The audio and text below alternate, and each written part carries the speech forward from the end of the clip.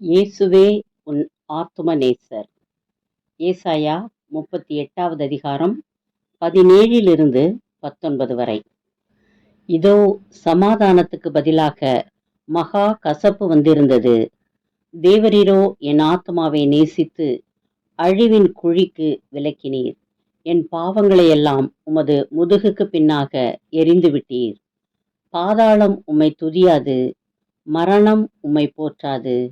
குழியில் இறங்குகிறவர்கள் உம்முடைய சத்தியத்தை தியானிப்பதில்லை. நான் இன்று செய்கிறது போல உயிரோடு இருக்கிறவனே உம்மை துதிப்பான். தகப்பன் பிள்ளைகளுக்கு உமது சத்தியத்தை தெரிவிப்பான். இவ்வுலகில் நாம் பணக்காரராக இருந்தால் நம்மை நேசிக்க அநேகர் உண்டு. ஆனால் நம்மிடத்தில் எந்த விதமான வசதிகள் இல்லை என்றாலும் நம்மை நேசிக்க ஒருவர் உண்டு. அவர்தான் நம் அருமை இரட்சகர் இயேசு கிறிஸ்து. சங்கீதம் 16, 10, 11 வசனங்கள். என் ஆத்துமாவை பாதாளத்தில் விடீர், உம்முடைய பரிசுத்தவானை அழிவை காணவிட்டீர். ஜீவ மார்க்கத்தை எனக்கு தெரியப்படுத்துவீர். உம்முடைய சமூகத்தில் பரிபூரண ஆனந்தமும் உம்முடைய வலது பார்சத்தில் நித்திய பேரின்பமும் உண்டு.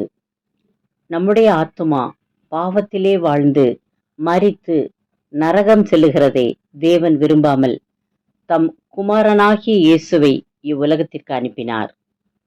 அவர் நம் ஆத்துமாவை பாவத்திலிருந்து மீட்டு பரிசுத்தப்படுத்துவார். உன்னத பாட்டு 5வது அதிகாரம் 10வது வசனம். என் நேசர் வெண்மையும் சிவப்புமானவர், 10,000 பேர்களில் சிறந்தவர். இயேசுவே நம்முடைய எல்லா இக்கட்டுகளிலிருந்தும் நம் ஆத்துமாவை மீட்டு நம்மை ரட்சிப்பவர். நமக்கு சமாதானம் தருகிறவர். நித்திய ஜீவனையும் அவர் நமக்கு அளிப்பவர்.